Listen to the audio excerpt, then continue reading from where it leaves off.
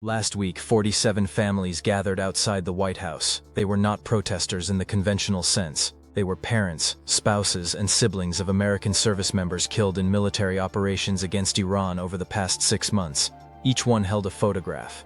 Marine Corporal Ryan Mitchell, age 23, killed when an Iranian missile struck his forward operating base. Navy Lieutenant Sarah Chen, shot down over Iranian airspace, captured, and later confirmed dead. Army Specialist Marcus Thompson, killed in a roadside attack while escorting a supply convoy. 127 names, 127 families, and one question that none of them had received a satisfactory answer to: why did my loved one die? The gathering was organized by a group calling itself Families for Accountability, formed 3 months into the conflict by relatives who shared a common frustration.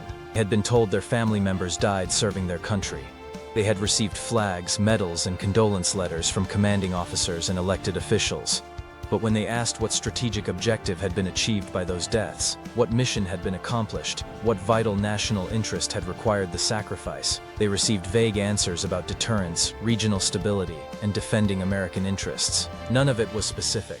None of it was measurable. And none of it explained why their son, daughter, husband, or wife would never come home. Linda Mitchell's son Ryan had enlisted in the Marines straight out of high school. He was deployed to a forward base near the Iraq-Iran border as part of a Marine expeditionary unit tasked with what operational orders described as force projection and presence operations. On his 3rd week in country, an Iranian ballistic missile struck the base, penetrating a hardened shelter where Ryan and 11 other Marines were sleeping. The strike killed all 12. Linda received notification 2 days later.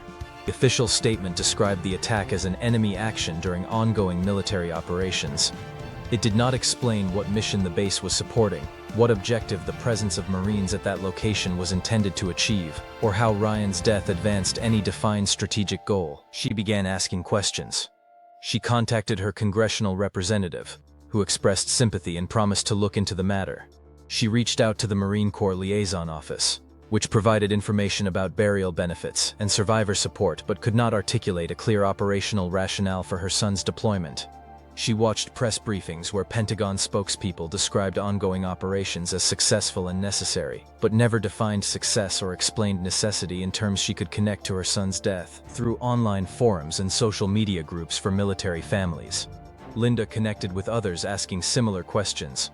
Sarah Chen's father wanted to know why his daughter, a highly trained Navy pilot, had been sent into airspace where 8 other U.S. aircraft had already been shot down, with no effective air defense suppression and no clear target that justified the risk.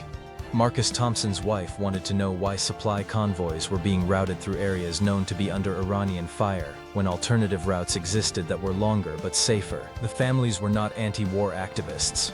Many were from military backgrounds themselves. They understood risk and sacrifice, but they also understood that military operations should serve defined objectives, and that losses should be weighed against strategic gains.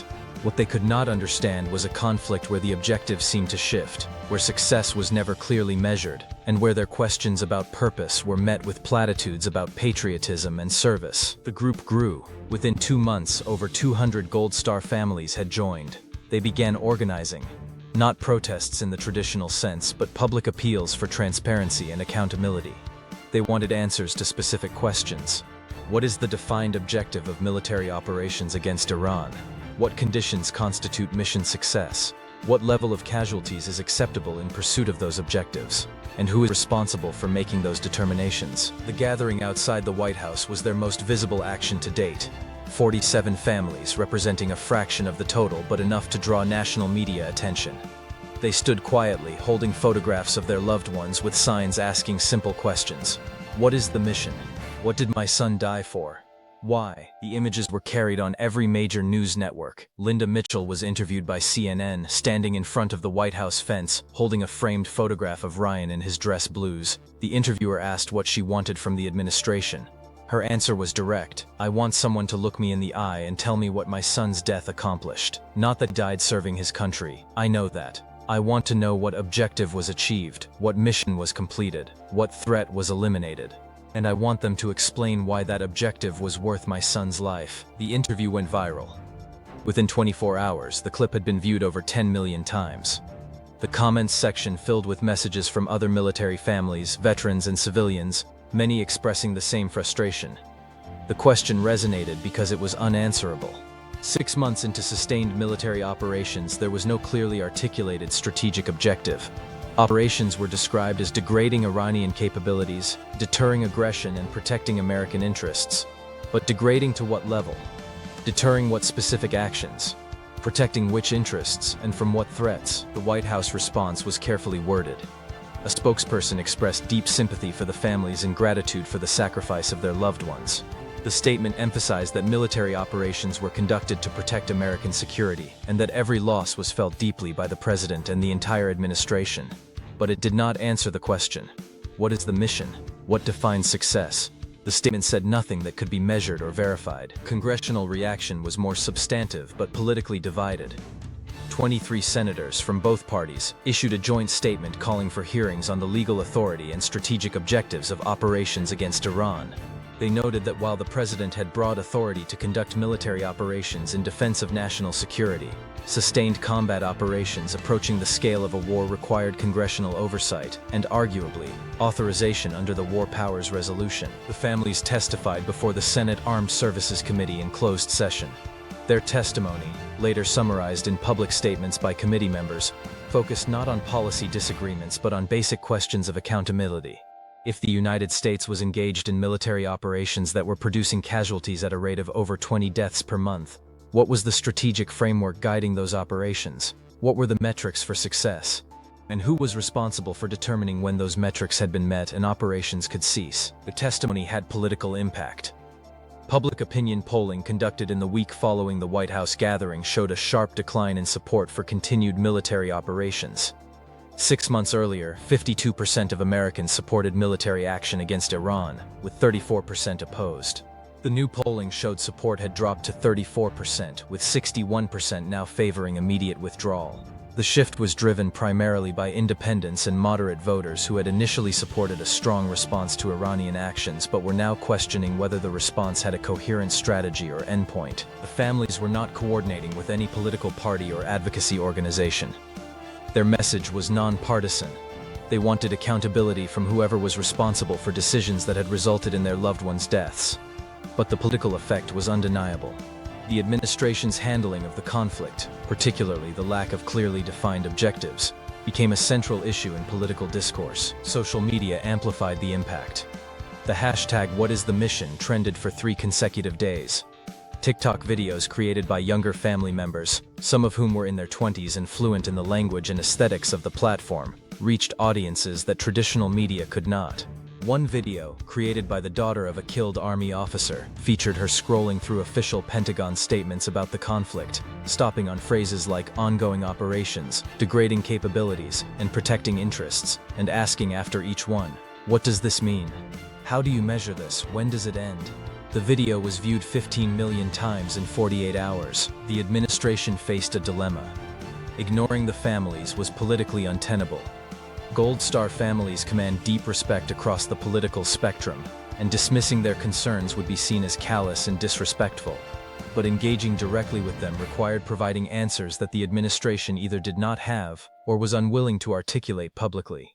The strategic objectives of the operation had never been clearly defined, in part because the operation had evolved from initial strikes in response to specific provocations into a sustained campaign without a clear endpoint. Attempts to arrange a meeting between administration officials and family representatives faltered over the format and substance. The families wanted a public forum where their questions would be answered on the record. The administration preferred private meetings where expressions of sympathy and general policy discussions could occur without creating soundbites that would dominate news cycles.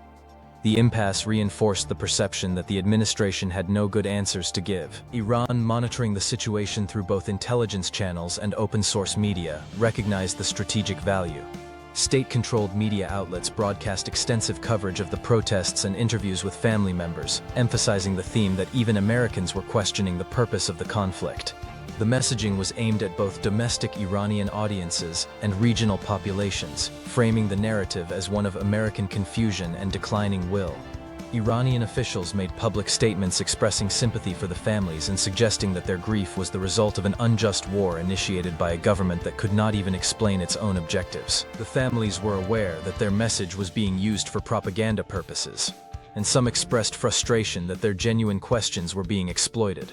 But they also noted that the propaganda was effective because it highlighted a truth. 6 months into military operations, the United States government could not provide a clear, public explanation of what those operations were intended to achieve. Military leaders, active and retired, began weighing in. Some defended the administration, arguing that strategic objectives in complex conflicts cannot always be reduced to simple slogans and that operational security sometimes requires limiting public discussion of specific goals. Others, including some who had recently resigned from command positions, supported the family's call for greater transparency. One retired Marine general, speaking at a public forum, stated, "If you cannot explain to a mother why her son died in a way that makes strategic sense, then you should not have sent him into harm's way." This is a fundamental obligation of leadership. The casualty figures themselves became a point of contention. Official Pentagon reports listed 89 combat deaths over the 6-month period. But Families for Accountability compiled their own count based on notifications received by members and death notices published in local newspapers, and their tally was 127. Discrepancy appeared to stem from different categorization methods. The Pentagon counted only deaths directly attributable to enemy action in designated combat zones. The family's count included service members who died from injuries sustained in theater but who were medically evacuated and died in hospitals outside the combat zone, as well as deaths attributed to accidents and non-combat causes that occurred during deployment. When confronted with the discrepancy, Pentagon spokespeople acknowledged that different accounting methods could produce different totals, but maintained that the official figure of 89 combat deaths was accurate according to established reporting criteria. The families argued that this was a distinction without a difference.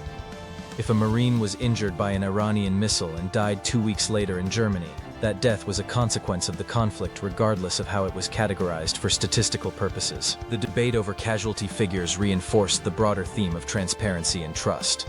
Families who had lost loved ones felt that the government was minimizing losses to manage public perception rather than providing complete and honest accounting. This perception, whether fair or not, deepened the sense that the conflict was being conducted without adequate oversight or accountability. As the protests continued and media coverage intensified, pressure mounted on Congress to take a more active role.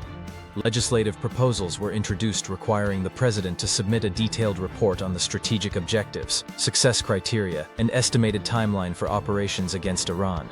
The proposals faced political obstacles, with some members arguing that such requirements would undermine executive authority and operational flexibility.